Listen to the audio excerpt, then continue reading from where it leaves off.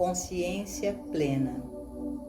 Muitas pessoas que estão buscando a verdade ou se esforçando para encontrar um caminho que as conduza para fora das desarmonias e discórdias da vida, têm a impressão de que há algum modo rápido ou curto de superar todos os seus problemas. Que existe algum tipo de mensagem que elas podem ler nos livros ou ouvir dos lábios de um professor que as tirará rapidamente dos problemas de um modo material de viver para as harmonias da vida espiritual. Este é o erro cometido em todos os países ocidentais. Não é assim no Oriente, onde a relativa falta de importância do tempo é melhor compreendida e onde se percebe que uma evolução da consciência pode ocorrer apenas por um período de anos. Mas no Ocidente, onde em um curto ciclo de vida passamos da luz de velas para a iluminação elétrica moderna e da era de cavalos e charretes para automóveis e aviões, onde houve um aumento na velocidade de deslocamento de milhares de quilômetros, parece que não temos tempo suficiente ou interesse suficiente para dedicar tempo ao desenvolvimento da consciência espiritual. Devido a esse progresso incrivelmente rápido, material e mecanicamente, que estabeleceu o ritmo de nossos tempos, muitos pensam que é possível aplicar essa mesma velocidade acelerada à vida espiritual. Mas quando se trata de desdobramento espiritual e progresso espiritual, é uma história bem diferente. Um elemento de tempo entra na situação, e é esse elemento de tempo que nosso mundo ocidental parece não estar disposto a aceitar, ou pode não ser capaz, ou não estar preparado para aceitar. Muitas vezes é possível para aqueles de nós que chegam ao ensinamento espiritual ter nossos problemas rapidamente atendidos, físicos, mentais, morais ou financeiros. Mas, é claro, mesmo que todos os nossos maiores problemas sejam rapidamente atendidos, ainda assim não estaremos melhor do que antes, exceto por um pouco de alívio temporário das discórdias do mundo. Porque, independente da liberdade que alcançamos através da ajuda de um praticante ou de um professor, ainda temos que evoluir em nossa própria consciência, a fim de manter e sustentar esta liberdade. A função da consciência transcendental. Embora trabalhos como o Caminho Infinito ajudem os alunos a superar suas dificuldades físicas, mentais, morais ou financeiras, essa não é sua função principal. O objetivo desta mensagem particular é a espiritualização da consciência, que no mundo ocidental é descrita como obtenção dessa mente que estava em Cristo Jesus, a consciência de Cristo ou a consciência transcendental. No Oriente, esse mesmo objetivo é chamado de realização do estado búdico, ou a mente de Buda, ou Budi, mas todos esses termos significam a mesma coisa, porque se alguém recebe a iluminação, seja no Oriente ou no Ocidente, o resultado é precisamente o mesmo. O ponto que eu gostaria que você visse neste momento é que o objetivo de todo trabalho religioso deve ser a iluminação espiritual, isto é, a obtenção da luz espiritual. Quando essa luz chega, ela surge como um estado transcendental de consciência, e é a obtenção desse estado transcendental de consciência que realmente constitui a atividade do caminho infinito e é fundamental para o seu ensino. A primeira pergunta que naturalmente surgiria na mente de qualquer buscador é: o que é o estado transcendental de consciência e que função desempenha na minha experiência? Minha resposta para isso é que a consciência transcendental ou espiritual é um estado de consciência que libera instantaneamente um indivíduo de toda preocupação material. Essa, acredito, é sua primeira e maior função em nossas vidas. Ele nos libera do medo e da dúvida, nos liberta da preocupação com o que devemos comer, com o que devemos beber ou com o que nos vestiremos. E mais importante de tudo, nos liberta do medo da morte. Quer tenhamos pensado conscientemente ou não, todos nós, no plano humano da vida, tememos a morte. De fato, a única razão pela qual tememos a doença é porque a consequência natural da doença é a morte. Nós também tememos a idade, porque a idade traz consigo a conotação da morte vindoura. A morte, por sua inevitabilidade, é aquela que é temida, e o medo da morte é muitas vezes a causa das nossas doenças. Com o primeiro toque da luz espiritual, entretanto, todo o medo da morte desaparece, porque essa luz revela que não há morte e que a experiência de passar deste plano de vida para o que é chamado de próximo plano não é realmente uma morte, é apenas outra experiência, como no nosso nascimento. É uma passagem de uma fase da vida para outra. Em outras palavras, a vida nunca teve um começo. Portanto, a nossa vinda a este mundo foi apenas uma vinda de outra fase da vida.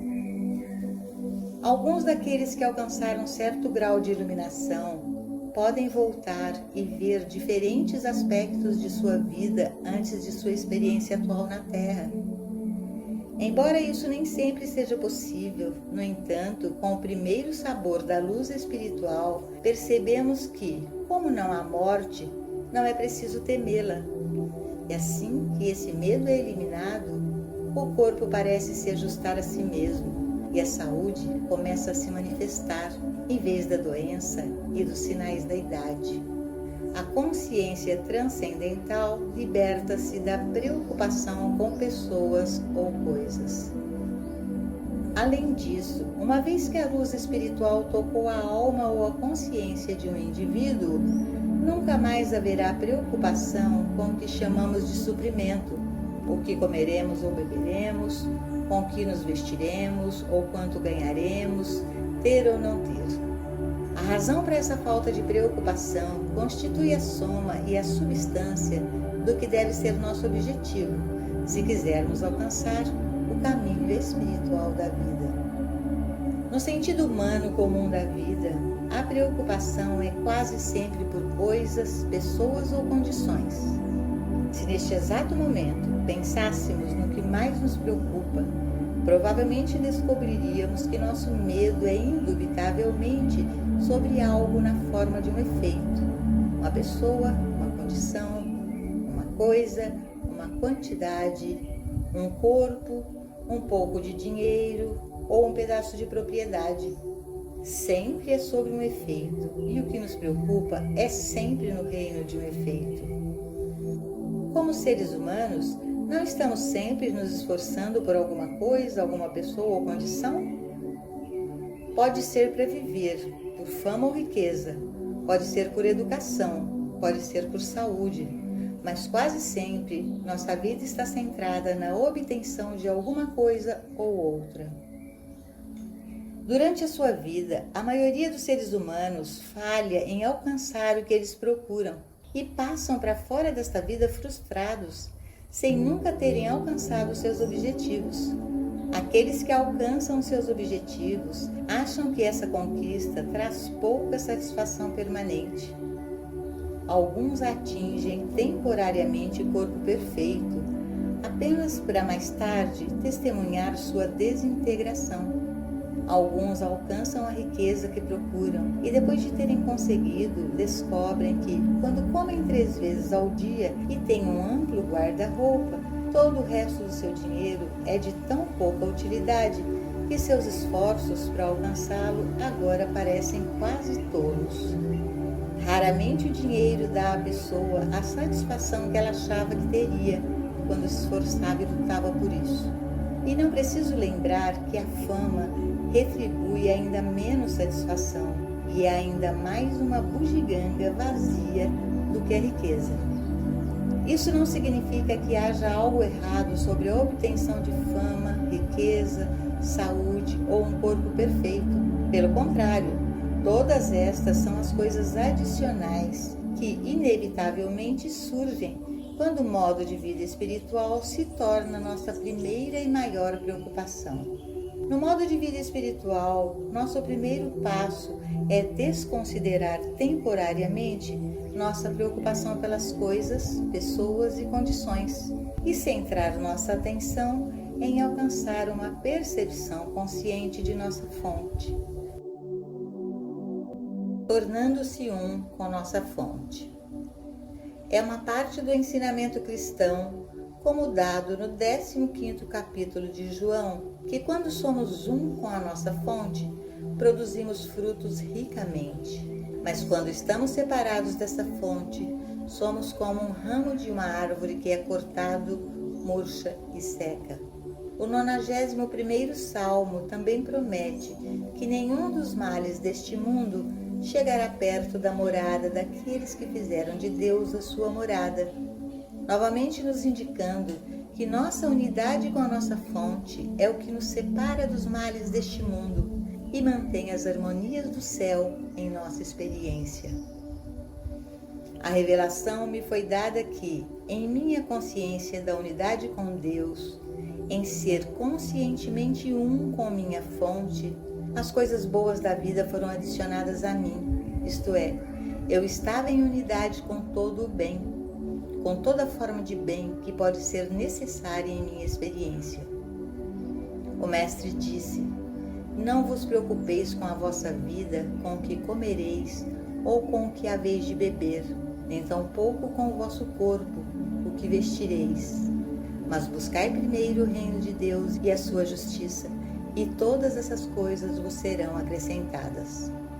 E foi assim que essa mesma consciência me revelou que, quando sou conscientemente um com Deus, sou instantaneamente um com todo o bem necessário para minha experiência.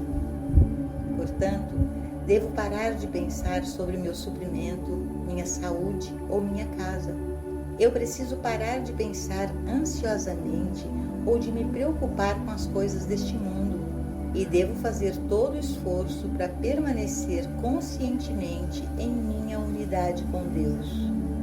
A parte vital e o coração dessa revelação é que já somos um com Deus. Nós já somos um com o nosso fluxo de vida ou a fonte da nossa vida. De fato, eu e meu Pai somos um. É um relacionamento indivisível e indestrutível. É uma impossibilidade para meu Pai e eu nos separarmos, porque não somos dois, somos um. Somos e sempre fomos um com nossa fonte, um com Deus. A razão pela qual as harmonias do céu e as bênçãos da graça divina não entram em nossa experiência como deveriam, está na única palavra conscientemente. Nada pode entrar em sua vida ou na minha, a não ser quando entra em nossa consciência.